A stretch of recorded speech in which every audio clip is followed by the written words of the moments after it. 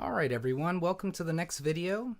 In this example for After02, I'm going to show a little bit of my workflow for building my before and afters, both in my HTML and CSS vanilla page, as well as my vanilla website versus my React application website. So when I was building my React application to insert the assignments for each week, basically what I did was I created this JavaScript file called assignments.js in the main source folder here, which is just an object file that houses information regarding each assignment. So when the React component for the before and after container loads the information, it's taking information from this object, such as the ID of the assignment, which gets put into one of the attributes, the title, which goes into, let me open up the application real quick.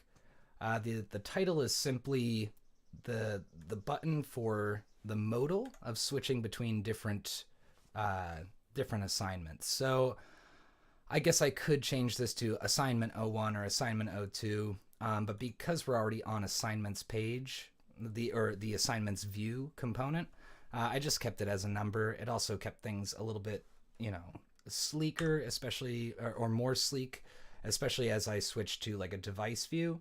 Things get really bunched together, and having assignment 08 in that button is just it makes things a little too crowded. So I just decided to use titles as the number of the assignment. And inside of this, each assignment object is another object. So that's where you get the ID, the title. And inside of that is another object with the before and afters. And each one has a title and the before source and alternative and the after source and alternative. And those get loaded into the component within the HTML element anchor. So the href is the b source for the before, and the alt is the b alt. So all I have to do is update. Basically, when I create a new assignment, I just add in, or I copy an older assignment. So let me minimize this. So let's say I was adding in assignment 9. I would copy assignment 8. And then just update the particular values in here to correspond. So in VS Code, it's pretty simple. I hit Control D to select the next matching selection. So if I select 8, I can switch this to 9 now. This creates a new object key value pair, and with a new ID, new title. And then all I have to do is update the routes, which are referencing my vanilla page that hold the basic HTML. So I would change that to 9, and because in each one of these, or in each folder within my vanilla project is the same titling, just in a different folder, all I have to do is change the folder name within my React application.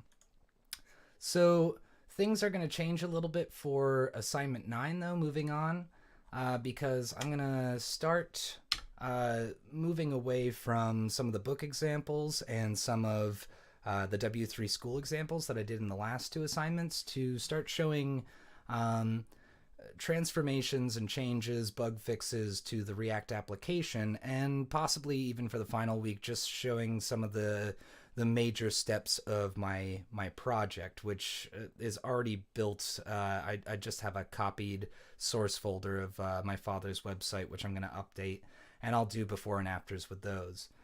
But so in order to accommodate this change from just building basic HTML site or HTML pages within each assignment directory, I now need to copy over the builds from the React application. So before I did the last video, I ran through a script that builds my application into this distribution folder here.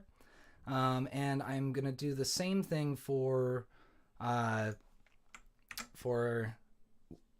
previous video. So you'll see in components here, we have the app. This was updated to fix that Boolean logic there, or the else if statement, so that the rest of the functionality would run in this method.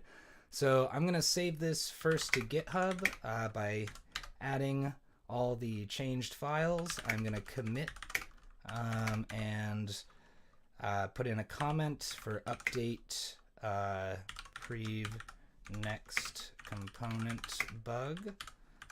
And I'll push it so that it goes up to my GitHub file as the master. And then the last thing I'm going to do is run another script. So in the last video, you saw me run a script called npm start, which launches the development server so that I can save changes to a file that I'm working in and see the file make that change automatically by refreshing the browser. So basically I hit npm start, I make a save in the file, and the browser automatically refreshes and allows me to see the changes I've made. So there's another script I have here called build. So if I look into my package.json, which is basically just meta information for the project itself, it's a lot like the meta tags within your HTML documents within the head element. But this has a bit more just relating to the application, which is like the name that it's saved as on GitHub, the version, which I don't play with too much because this isn't going to be going through any breaking changes. This is just the default that comes with setting up an application for the first time. A quick description of the application, where the application starts from, which is within source and index.js, which is assumed. And then you have these three scripts here. The start is the one you saw in the last video. Dev is similar to start, except it doesn't have that automatic refreshing. I actually don't really need this script. I'm going to delete it right now because basically start handles everything that dev does. And then I have this last one here, build. And basically what these scripts do is run a larger command line command in just a more simplified like keyword. So in terms of build, I would run npm run build down in the terminal here. And what it does is it runs the Webpack from within my node modules and then throws in these flags and conditions here for mode production. And what it does in production mode is distributes the application, condenses it into these three files here, and images actually is a permanent file or permanent folder that I've added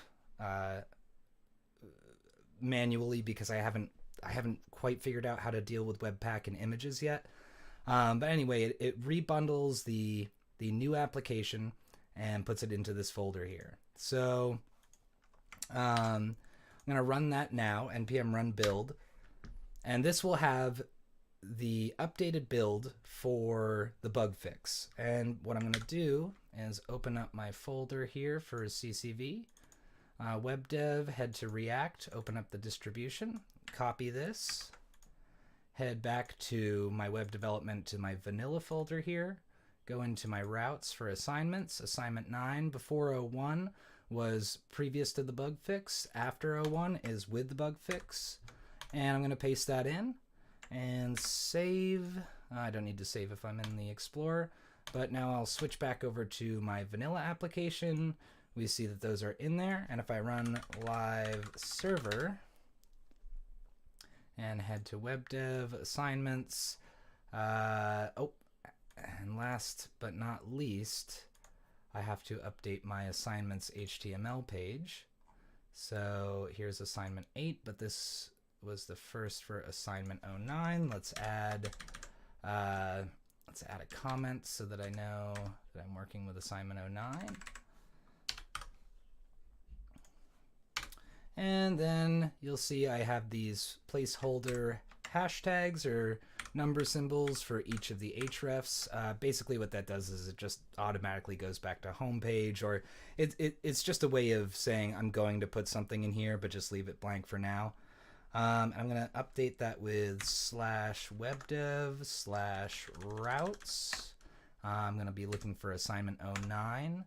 And now this is a little bit different, so I'm going to see if this works. But I'm right now I'm targeting the before link, and if I type in before01, it's now a folder instead of a file, and I should target. I guess I don't have to target index.html because it's automatically going to load that from the directory. So let's just try throwing in before01 and then after01. We'll save that. Let's switch back over to my live server. 9 is updated. These won't work, but if I click on next, I get my WebDev React, which is excellent. And if I click about, I have my bugs still. And if I click the after, I will hit my menu button here and hit about, and we have the fix. So cool. This will be my new workflow essentially for showing before and afters with the application and or my upcoming projects. So the last thing here is that in each of these assignment list items, I have a title, which is just a basic P element. And for this one, I'm going to write navigation bug fix. Hit save, switch over to my React page. Let's see, and we have the updated title right next to it. Cool. So last but not least, it's kind of a convoluted system, but once I have these set up here, what I do in my React application, I think I just showed that a minute ago, is just update that assignment by copying and updating the location of the source files. So for assignment 9 and on, it'll be a little bit different than just being able to quickly update the what do you call it? The source folder only. They're now going to be hidden within a folder called before1 instead of just being a before1.html or so forth with after01, after02. And yeah, that's pretty much the workflow. And once I do that, I basically just open up my class web.ccv.edu, open Elf Manager, and I just add in the new assignments to the routes, pretty much keeping everything the same, except I also copy over the current assignments HTML and overwrite this file, and it's good to go. It's up and running. So awesome. Thank you.